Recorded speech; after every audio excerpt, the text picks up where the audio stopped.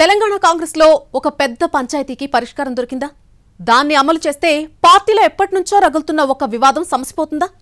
అదే స్ఫూర్తితో సేమ్ ఫార్ములాను మిగతా వ్యవహారాలకు కూడా అప్లై చేసే అవకాశం ఉందా? ఇంతకీ ఏంటా కొత్త ఫార్ములా?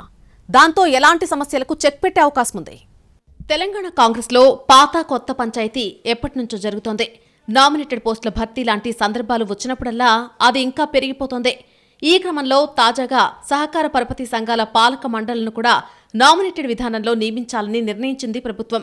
అలాగైతే ఎక్కువ మంది పార్టీ నేతలకు అవకాశం కల్పించవచ్చు అన్నది పెద్దల ప్లానట.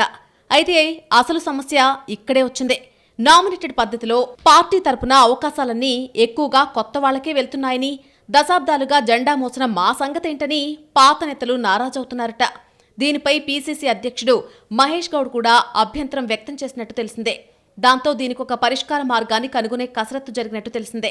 మహేష్ గౌడ్, ఎంపీ వేం నరేందర్ రెడ్డి, మంత్రి తుమ్మల గాంధీ భవన్లో సమావేశమై దీని గురించి చర్చించారట. ఆ మీటింగ్లో పదవుల భర్తీపై పీసీసీ క్లారిటీ ఇచ్చినట్టు తెలిసిందే. సొసైటీల పాలక మండలిలో మండల, జిల్లా కమిటీల్లో పనిచేసిన వాళ్లకు అవకాశం ఇవ్వాలని డిసైడ్ అయ్యారు. అందులో కూడా 60% పదవులు ఖచ్చితంగా పాత నేతలకే ఇవ్వాలని నిర్ణయించినట్టు తెలిసిందే. మిగిలిన 40% ఎన్నికలకు ముందు, ఎన్నికల తర్వాత వచ్చి పార్టీలో చేరిన వాళ్ళకి ఇచ్చేలా నిర్ణయం జరిగిందట.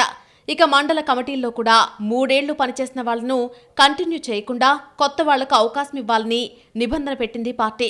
అప్పుడు అసంతృప్తికి గురైన మండల కమిటీ నేతలకు తాజా నిర్ణయం ఊరటనిస్తుందని అంటున్నారు. తాజాగా పార్టీ తీసుకున్న నిర్ణయంతో 60% సహకార పరపతి సంఘాల చైర్మన్, డైరెక్టర్స్ పదవులు మండల అధ్యక్ష పదవి నుండి తొలగించిన వాళ్లకు దక్కుతాయి. దీంతో కొత్త మండల అధ్యక్షులు, పాత నాయకుల మధ్య సమన్వయం ఉంటుంది అన్నది పీసీసీ లెక్క. మొత్తం మీద 60-40 ఫార్ములాతో సొసైటీల పాలక మండలి నియామక వివాదాలకు చెక్ పెట్టవచ్చు అన్నది పార్టీ పెద్దల వ్యూహం కాగా, ఇది సక్సెస్ అయితే ఇతర పదవుల విషయంలో కూడా సేమ్ ఫార్ములాను అప్లై చేస్తారా అంటూ చర్చలు మొదలుపెట్టాయి కాంగ్రెస్ వర్గాలు.